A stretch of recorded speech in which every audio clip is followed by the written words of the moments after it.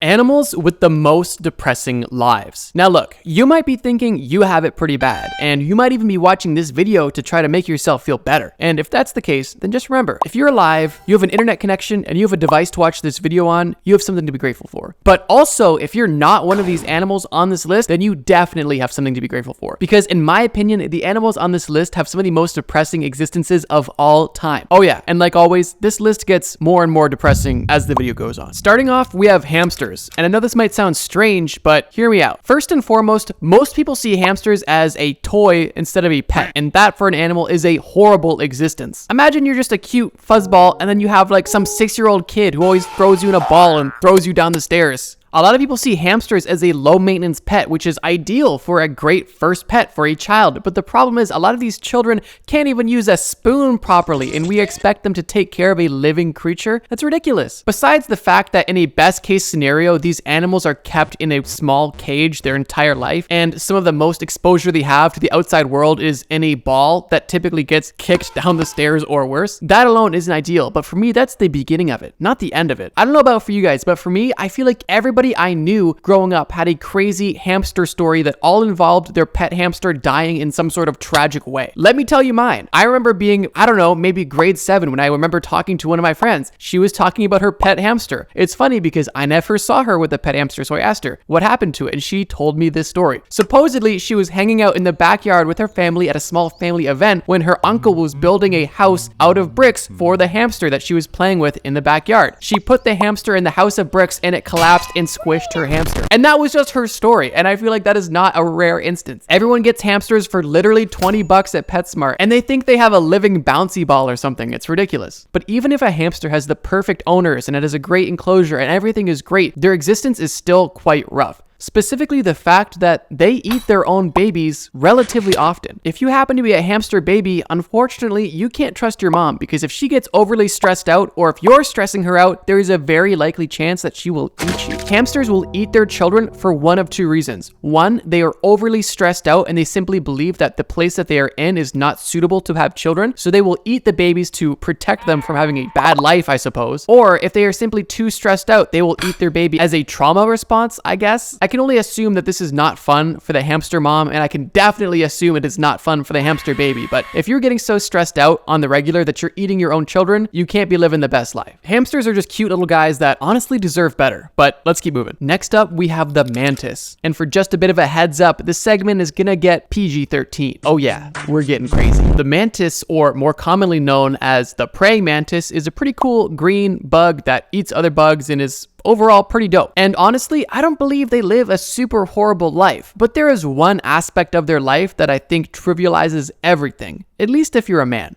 And you might already know where I'm going. Mantises may have some of the worst mating rituals I have ever heard of, which I am now going to explain. Cue the cheesy music. So when a mommy mantis and a daddy mantis love each other very much, they will express their love in a very meaningful way. But something happens typically at the end of this ceremony that is very, very notable. It doesn't happen every time, but very commonly, the mommy mantis will rip the head off the daddy mantis and eat it. And they do this for two very important reasons. The first reason they do this is so the mother can make sure that they have the nutrients required to hold and carry these babies to ensure that they are strong and make it into adulthood and exist. The second reason they do this is to ensure that the male keeps his antenna in her for as long as possible to give the mother mantis as much of a chance as possible to guarantee her pregnancy, I suppose. As a dude, this sounds completely and utterly horrible. And as a man mantis, you have one of two choices. You got to make the decision to either never engage with women ever, or engage with a woman but understand the fact that it will likely be the last thing you ever do. For me, that fact alone was reason enough to put them on this list. Following that, we have a case that is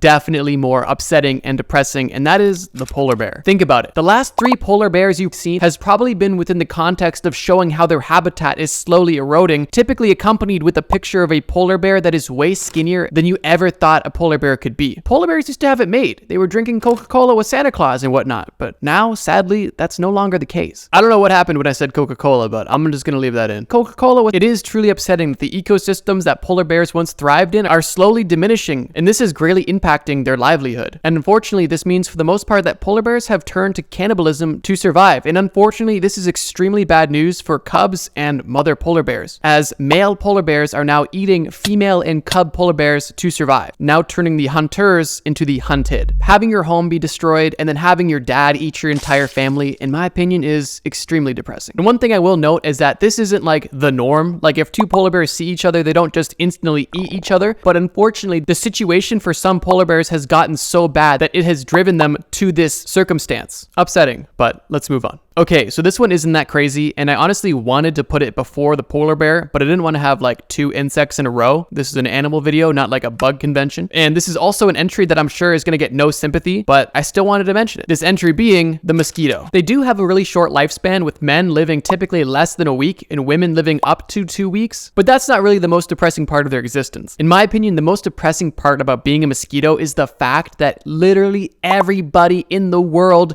hates you. Nobody likes you. Nobody wants you. Nobody wants anything to do with you. Nobody's happy about your existence, and there is literally nothing you can do to be better because you just have a week to kind of live and do some weird stuff, and you suck. Both literally and figuratively. But yeah, I don't know. Mosquitoes suck, and I think that being a mosquito would suck because literally nobody likes you. I can only imagine how that feels, having the entire world hate you and a lot of people wishing you never existed. But I feel like if nothing else, it's definitely got to make for a pretty depressing existence. And if you ever end up feeling like a mosquito, just remember, hey, I'm not a mosquito. I'm a person. I live for more than a week, and I can do whatever I want. And there is people that love me. I'm pretty awesome. And life is pretty awesome. Just not if you're a mosquito. But that's all I got on them. Let's move on. Next up, we have the anglerfish, which if you're unfamiliar, they look like this. Okay, first of all, just imagine being this ugly.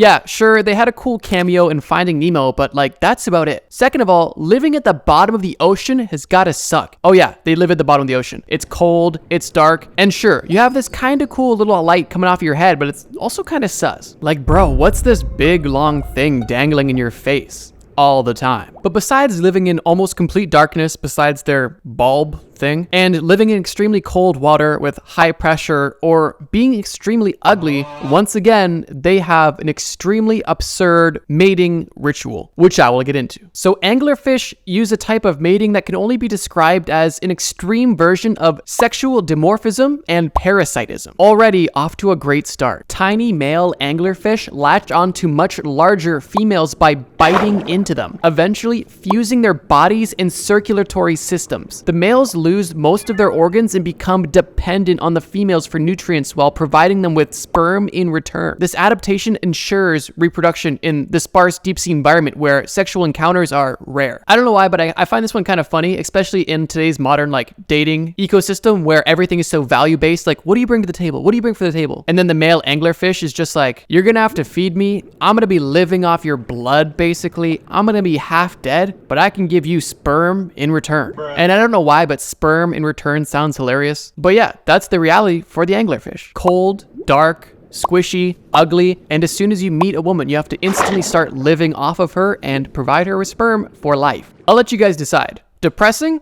or awesome? Now, next up on our list and our final entry is more or less of a honorable mention, or at least a general group and not one specific animal. That being the extremely sad and unfortunate existence of any animal in a factory farm or a testing facility. Now, before you click off, I'm not getting on my vegan soapbox and talking about what you should do. That's not my point at all. But I think it's important we acknowledge the reality of what's going on and the fact that a lot of animals have it very poorly in systems that we are all involved in. Without getting into too much detail, there are so many smart, cute, adorable, and living creatures that are simply put in horrible conditions for, in many cases, almost meaningless reasons. There is facilities that have beagles smoking cigarettes all day. And there is also machines that grind up baby chicks 24/7. And even if you think a smoking beagle sounds pretty cool or you love ground chicken, you have to admit the reality of life for animals in testing facilities or factory farms is beyond horrible. And for me personally, I wanted to mention it because I love animals, and no matter what your opinion is or what you choose to do, I think it's important that we at least acknowledge this. And with that, bros, I'm going to thank you so much for watching this video. I had so much fun making it because I was really able to let my personality and my humor shine through a bit more. I cover a lot of dark topics in this channel that require a lot of respect, research, and facts. So this was honestly a great change of pace. We'll see how this video performs, but I liked it. Hopefully you did too. But as always, trust me, bro.